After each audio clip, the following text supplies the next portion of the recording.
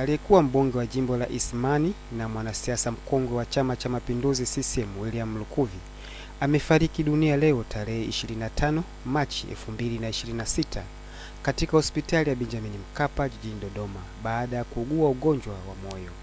Taarifa rasmi imetolewa na Ikulu ya Mawasiliano imethibitishwa kuwa kifo hicho kimetokea majira ya saa 1 asubuhi wakati akipatiwa matibabu. Rais wa Jamhuri ya Muungano wa Tanzania Dr. Samia Suluhu Hassan ametangaza msiba huo na kutoa pole kwa familia, ndugu, jamaa na wananchi wa jimbo la Isimani pamoja na Watanzania wote. Marehemu Lukuvi alizaliwa tarehe 15 Agosti mwaka 1955 huko Mapogoro na alikuwa kiongozi mwenye uzoefu mkubwa katika siasa za Tanzania. Aliwahi kushiriki nyadhifa mbalimbali za uongozi ikiwemo waziri wa ardhi, nyumba, maendeleo ya makazi hadi Januari 2022.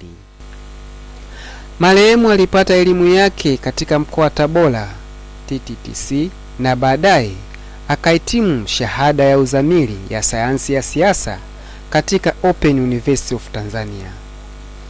Kifo chake kimeacha pengo kubwa katika uongozi wa kisiasa nchini, hususani kwa wananchi wa Isimani waliokuwa wakimwamini na kumchagua kwa muda mrefu. Serikali imetoa wito kwa Watanzania kuungana katika kipindi hiki cha maombolezi.